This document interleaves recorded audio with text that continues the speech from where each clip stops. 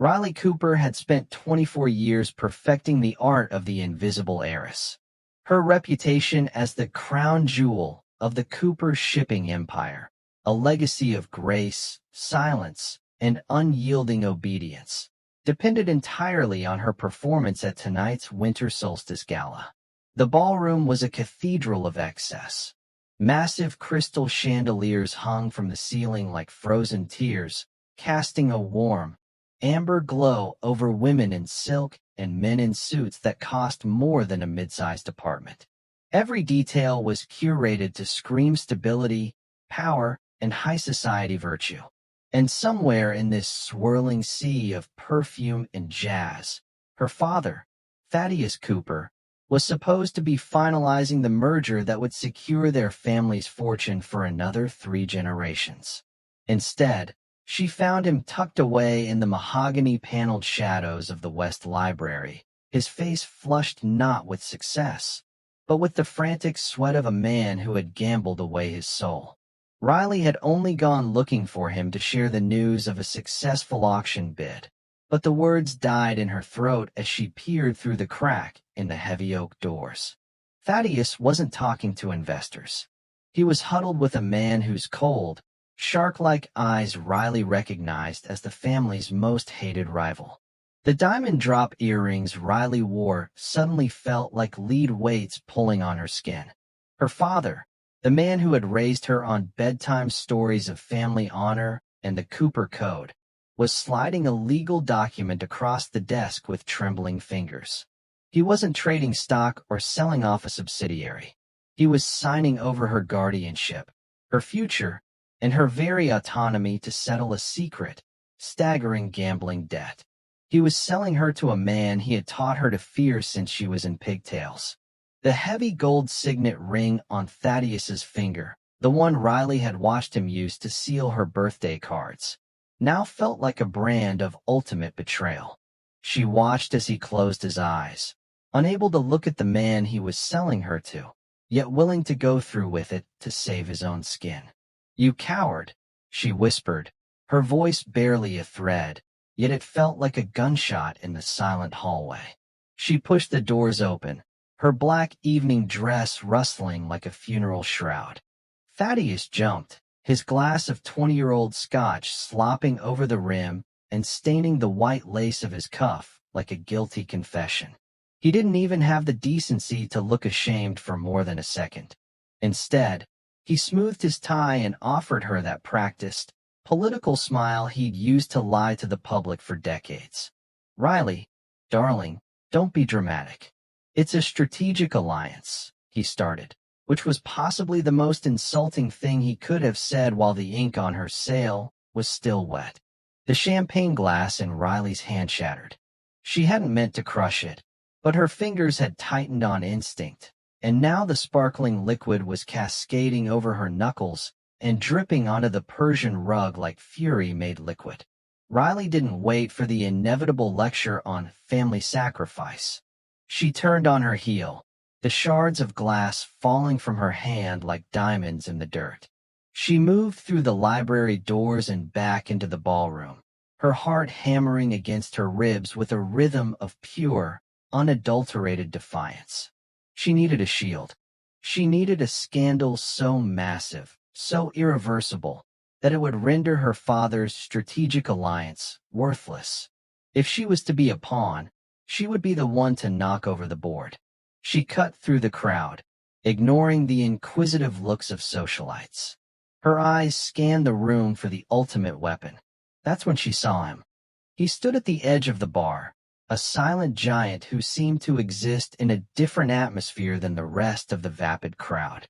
He was tall, impossibly broad-shouldered in a black tailored suit that looked like it was designed for a warrior rather than a businessman. His dark hair was neatly styled, but there was a ruggedness to him that the gala couldn't polish away. A short, groomed beard and a thin, lethal scar that traced a path across his cheek like a map of a violent past. He held a champagne flute with the casual indifference of a man who could just as easily be holding a weapon. This was Leonardo Esposito, Riley had heard her father whisper his name in tones of pure terror for years. The Underworld King, Thaddeus had called him. A man who eats men like me for breakfast. Riley didn't care. In her current state of mind, a monster was exactly what she needed to kill a coward. She walked straight into his personal space, a move that made the nearby guests gasp and retreat as if she were stepping into a radioactive zone. She didn't stop until she was inches from his chest, the scent of expensive cedar and cold steel filling her lungs. Leonardo didn't move. He didn't even blink. He just looked down at her with eyes that were as dark and deep as a moonless night. "Kiss me," Riley whispered, her voice trembling with a mixture of fear and adrenaline. She reached up, her sleek low bun catching the light as she tilted her head back. She didn't wait for an answer. She leaned into him, her hand moving to his jaw, her fingers grazing the rough texture of his beard and the smooth line of his scar.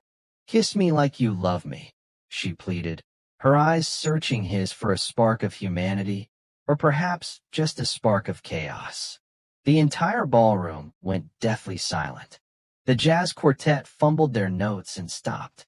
Across the room, she saw her father's face drain of all color, his eyes bulging as he realized his crown jewel was currently pressed against the one man who could destroy the Cooper Empire with a single phone call. Riley was clueless that she had just signed a different kind of contract, one written in blood and obsession.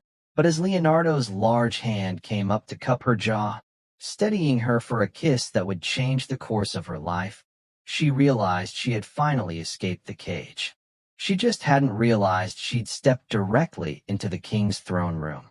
Leonardo's hand was a sudden, immovable weight against her jaw, his palm rough and smelling of expensive tobacco and something metallic, like the edge of a storm. He didn't pull away. He didn't even seem surprised. He looked down at her with a terrifying, absolute focus, as if the hundreds of gasping socialites and the frantic crashing of the orchestra had simply ceased to exist. Riley felt the heat of him through the silk of her dress, a sharp contrast to the ice-cold betrayal still chilling her marrow. She leaned into him, her fingers curling into the fine wool of his lapels, anchoring herself to the only thing in the room that didn't feel like it was made of glass. The kiss wasn't the soft, hesitant thing she had expected from a stranger. The moment his lips met hers, it was a claim. It was dark, demanding, and possessed a gravity that pulled the air right out of her lungs. He tasted like vintage bourbon and power. Leonardo moved with a slow, predatory deliberateness, his thumb tracing the line of her throat in a way that felt less like a caress and more like he was marking where his property began. Riley's eyes fluttered shut, her mind spinning. For a heartbeat, she forgot she was a pawn being sold by her father. She forgot the debt, the shame, and the looming shadow of the Cooper name. There was only the pressure of his mouth and the frantic, wild thrumming of her own heart against his solid chest. Around them, the silence was so heavy it felt physical. The crown jewel of the city was in the arms of the one man the city's elite only mentioned in hushed, frightened tones. Thaddeus Cooper stood frozen 10 feet away, his face transitioning from a ghostly white to a mottled, furious purple. His hands shook so violently that the papers he held, the ones that supposed to seal Riley's fate to a lesser man, fluttered to the marble floor like dying birds. The onlookers watched with wide-eyed horror, their fans frozen, their champagne forgotten. They weren't just witnessing a scandal. They were watching the world order shift in real time. When Leonardo finally broke the kiss, he didn't let her go. He kept his arm hooked firmly around her waist, pulling her flush against his side as if she had always belonged there. He turned his head slowly, his dark eyes raking over the crowd until they landed on Thaddeus. The thin scar on his cheek twitched, the only sign of life on his otherwise marble-cold face. He didn't say a word, but the silence he projected was louder than any shout. It was the silence of a king who had just found something he intended to keep. Riley looked up at him, breathless and dazed, still entirely clueless that she had just invited a wolf to tea, and that the wolf had no intention of leaving without the prize. The silence in the ballroom didn't just linger. It solidified into something cold and jagged. Leonardo didn't move his gaze from Thaddeus, his arm remaining like an iron bar around Riley's waist, anchoring her to his side. Riley could feel the steady, rhythmic thrum of his heart through his suit jacket, unhurried and dangerous, while her own pulse felt like a trapped bird. Thaddeus finally found his feet, stumbling forward as he tried to mask his terror with the remnants of his patriarchal authority. "Riley, get away from him this instant," he hissed, his voice cracking on the final syllable. He reached out a trembling hand as if to snatch her back, but Leonardo simply tightened his grip, pulling Riley deeper into his shadow. "Your daughter made a request, Cooper," Leonardo's voice rumbled, a dark, low sound that seemed to vibrate in the very floorboards. It was the first time Riley had heard him speak, and it sounded like sliding granite. "And unlike you, I have a habit of honoring my commitments." "She doesn't know what she's doing. She's confused," Thaddeus sputtered, his eyes darting to the onlookers who were now whispering behind their hands. "Leonardo, please. We had an arrangement. The deal with the Rossi family is already signed. She is their asset now." Leonardo took a single step forward, not releasing Riley, forcing Thaddeus to recoil. The light from the chandeliers caught the thin scar on Leonardo's cheek, making it look like a silver brand. "The Rossi family deals in leftovers," Leonardo said, his tone devoid of emotion. "I deal in blood. And right now, your blood is very thin, Thaddeus." He reached out his free hand, the one that had just been cupping Riley's face, and plucked the crumpled legal documents from her father's limp fingers. He didn't even look at the pages before tearing them down the middle. The sound of the paper rending was like a bone breaking in the quiet hall. "The debt you owe for your little gambling habit in my casinos? It wasn't for money, Cooper. I was waiting for you to offer up something you actually valued. But it seems you don't value anything at all." He dropped the shredded paper at Thaddeus's feet. "The Rossi deal is dead. Your debt to me is moved to a new ledger. You can't just take her." Thaddeus cried out, a pathetic, high-pitched sound. Leonardo leaned in, his shadow completely swallowing the older man. "I'm not taking her. You threw her away. I'm simply collecting the discarded interest." He looked down at Riley, his expression unreadable but his touch strangely possessive. "Consider your debt repaid, Thaddeus. But if I ever see you near my property again, I won't be as interested in paperwork." With a final, disdainful glance at the man who had sold his daughter, Leonardo turned Riley toward the exit. The crowd parted like a dark sea, terrified of the giant and the girl who had unknowingly traded a cage for a kingdom. The cold night air hit Riley like a physical blow as Leonardo guided her toward the curb, his hand never leaving the small of her back. Waiting for them was a fleet of 3 identical black armored SUVs, their engines idling with a low, predatory hum. A man in a charcoal suit stood by the open door of the middle vehicle, his head bowed in a show of deference, so absolute it made Riley's skin prickle. As she slid into the buttery leather interior, the scent of cedar and expensive tobacco followed her, Leonardo's scent. The door closed with a heavy, pressurized thud that seemed to seal out the rest of the world, including the crumbling remains of her life as a Cooper. Leonardo sat beside her, his silhouette filling the cabin. He didn't look at her. He simply stared ahead as the convoy pulled away from the gala, the city lights blurring into long, golden streaks against the rain-slicked glass. The silence between them was heavy, filled with the unspoken weight of what had just happened. Riley watched her own hands, still stained with a faint, sticky trace of the wine she'd spilled. She was a runaway, a debt reclaimed, a girl who had just traded a father for a shadow. The drive took them away from the manicured streets of the social elite and up into the winding, private roads of the hills. When the vehicle finally slowed, it wasn't for a driveway, but for a massive iron gate topped with sharpened pikes and guarded by men with the posture of soldiers. The gates groaned open, revealing a fortress of glass and dark stone that looked less like a home and more like a citadel. Every inch of the sprawling estate was bathed in a cold, artificial light, patrolling guards casting long shadows across the pristine lawns. As the car stopped in the circular drive, Riley realized the scale of the man she had touched. This wasn't just wealth, it was an empire. Leonardo stepped out and offered her his hand. As she took it, her fingers brushing the cuff of his tailored sleeve, she looked up at the towering entryway. Men in tactical gear stood at every corner, their earpieces glowing green in the dark. They didn't look at her, they looked for threats. Leonardo finally turned to her, his dark eyes catching the light of the entryway. The scar on his cheek looked deeper here, more permanent. "You asked for a king, Riley," he said, his voice a low vibration that seemed to command the very air around them.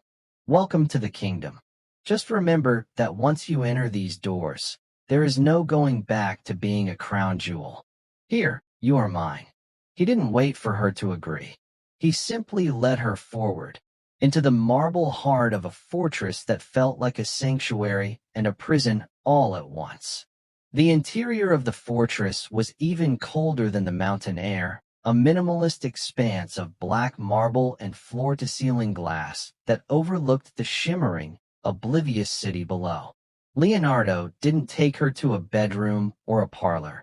He led her straight into a high-tech office that smelled of aged parchment. Riley felt the and floor ozone. tilt beneath her. He gestured The toward memories a of her sprawling father's desk where a protection, series of the monitors warnings about the flickered to monsters life in the at his shadows, approach. the strict Riley curfews, stood by the door, sheltered life, her hands suddenly trembling as she recontextualized smoothed into the a silk farmer of her black protecting his dress, prized livestock still for the feeling the slaughter. phantom It wasn't heat of his love, kiss it on was her inventory lips. management. "Do you think your Leonardo father is turned a her victim around, of a bad his habit?" fingers firm on her Riley, shoulders. Leonardo The scar said, on his cheek his voice seemed to pulse in slicing the through dim the light. hum of the He cooling warned you about me fans. to keep you He scared, didn't look at Riley, her as he because tapped a scared command girl into is a easier sleek to keyboard. control. "You He think isn't the he's a hero good of your man who story, made a and desperate I am not the mistake villain to who save stole his you. legacy. I am the man That who is the bought lie the debt he fed he you was so too you would cowardly play the to part of face." the dutiful He daughter. leaned down, He his stepped eyes aside, locking onto hers inviting with a her to brutal look at the honesty. screen. "The darkness Riley I moved live in is forward honest. hesitantly, The light your her father breath lives in hitching is a as she rock. saw a ledger, Which one would you rather not call a home?" digital one, Riley but a looked at the scanned evidence of copy her of a father's handwritten betrayal, notebook. then back It at the was her scarred father's giant who elegant, had just flowing shattered her script. world. For the Dates, first time, amounts, the and monsters names filled didn't the seem like the pages, ones she but it needed wasn't to just fear. gambling The debts. silence of the There were fortress was payments shattered for not by offshore a accounts, sound, but by a records of sudden, systematically violent stripping vibration Riley's that shook own the trust black fund marble to zero. beneath Riley's And feet. most A dull sickeningly, roar a echoed from the series of gates, negotiations followed by the dated rapid, 3 years rhythmic prior. staccato of He didn't gunfire. start selling Leonardo you tonight. didn't flinch. Leonardo His murmured, reaction was his presence a instantaneous dark, and chillingly towering mechanical. weight behind He her. reached into the He's small been of his shopping back, your marriage drawing to a the sleek, highest bidder matte since black you turned handgun 21. before Riley He could used even your register purity the threat. as "The collateral library for loans now," he never he intended commanded, to pay back. his voice dropping an Tonight octave wasn't a into a tragedy tone for of pure Thaddeus. steel. It was his He didn't final wait for her exit to move. strategy. He gripped He her knew arm exactly and shoved who her I was behind when the he reinforced accidentally oak desk let you just as the overhear that floor-to-ceiling glass conversation in the windows at the library. far end of the He wanted hall you to run. exploded inward. He wanted you to Shards find a of way to crystal make the rained debt go down away like so he lethal could keep the confetti, remainder of the glittering cash under he'd the hidden. emergency red lights that began to pulse through the estate. Men in tactical gear, bearing the crest of the Rossi family, the very family her father had tried to sell her to, swarmed through the breach. They weren't coming for a debt. They were coming for a prize they felt had been stolen. Riley crouched low, her silk dress snagging on the floor, her breath coming in panicked hitches. She watched through the gap in the desk as the silent giant transformed. Leonardo didn't hide. He moved with the fluid, terrifying grace of a predator that had spent a lifetime in the dark. He wasn't just a businessman or a king. He was a reaper. With a precision that turned the stomach, he fired. 3 shots, 3 targets down before they could even level their weapons. He used the pillars as cover, his silhouette darting through the smoke and red light, a ghost made of shadow and lead. One of the attackers lunged at him with a blade, a desperate arc of steel intended for Leonardo's throat. Leonardo caught the man's wrist, the snap of bone audible even over the chaos. With a brutal efficiency that made Riley's blood run cold, he ended the struggle. There was no hesitation in his eyes, no flicker of remorse. This was the man her father had warned her about, the monster who controlled the city's shadows. As the last of the intruders fell and the house guards swarmed in to secure the perimeter, the sudden silence was more deafening than the gunfire. Leonardo stood in the center of the wreckage, the barrel of his gun still smoking. He turned his head slowly toward Riley, the thin scar on his cheek stark against his pale, blood-flecked skin. "The Rossi family has a short memory," he said, his voice terrifyingly calm as he reholstered his weapon. He walked toward her, stepping over the glass and the bodies without a glance. He reached out a hand to pull her up, and for the first time, Riley didn't see a shield. She saw the true cost of her freedom. Leonardo wasn't just her protector. He was the war she had chosen to join. The transition from the blood-stained marble of the fortress back to the gilded perfection of high society felt like stepping into a fever dream. Riley stood before a floor-to-ceiling mirror, her reflection a sharp contrast to the trembling girl who had fled the last gala. She wore a gown of midnight blue that hugged her curves like a second skin, accessorized with a diamond choker that Leonardo had fastened himself, a collar of light that marked her as his. The bruises on her soul were hidden beneath layers of silk and expensive perfume, but as Leonardo stepped up behind her, his tuxedo-clad frame dwarfing hers, the weight of his reality felt heavier than the jewels.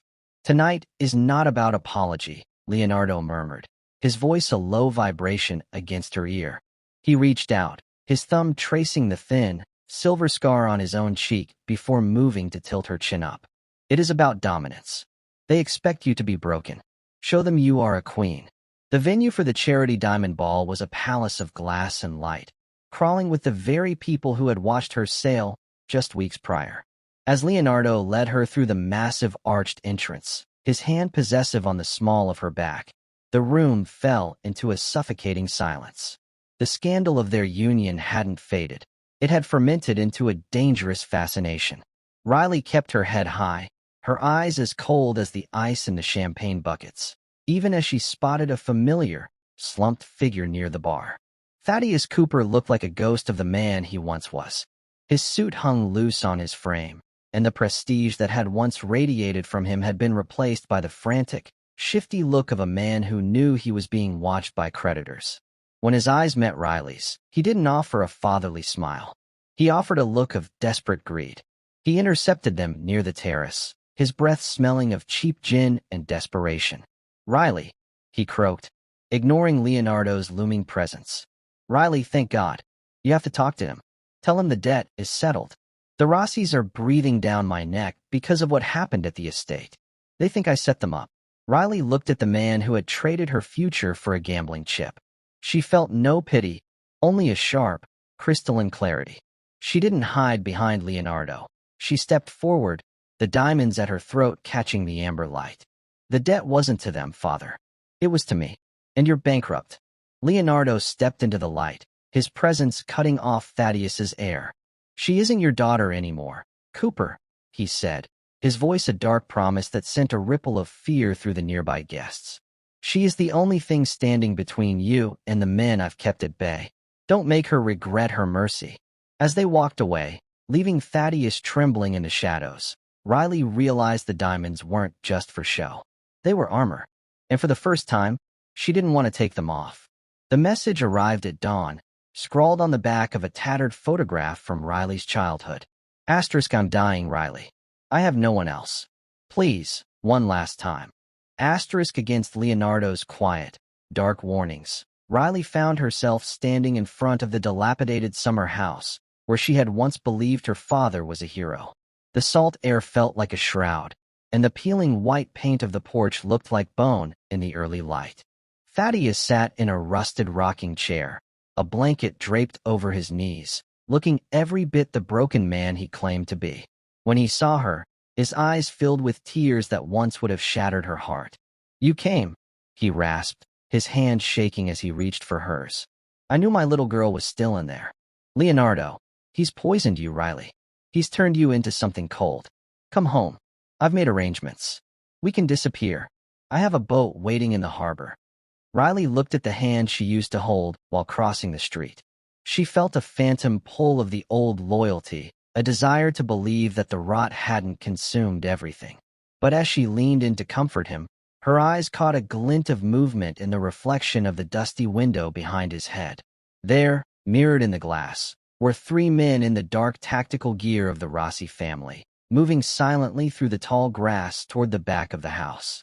The realization hit her like a physical blow. The boat in the harbor wasn't for their escape. It was the delivery point.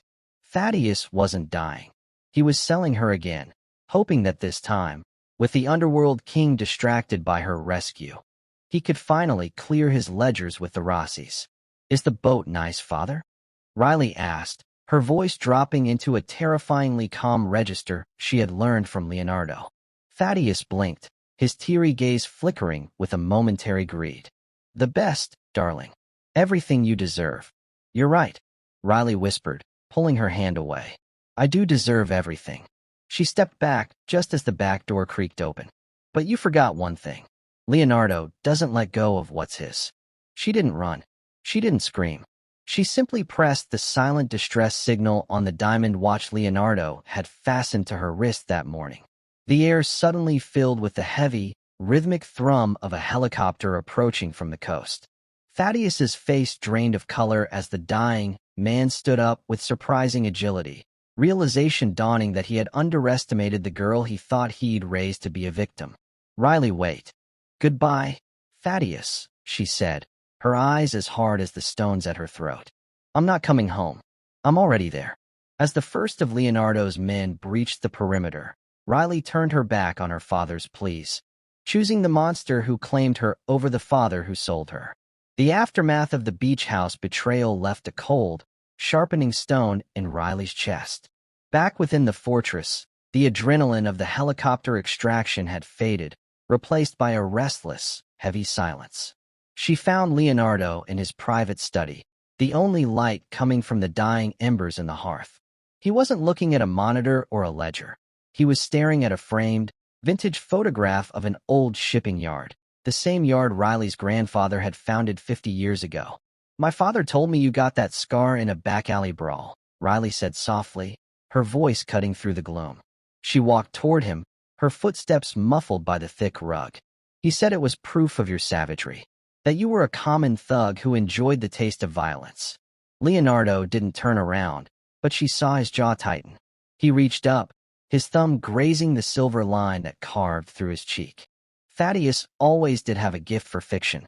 He didn't tell you that he was the one who held the blade? Riley froze, the air leaving her lungs. What? 15 years ago, my father wasn't the king, Riley.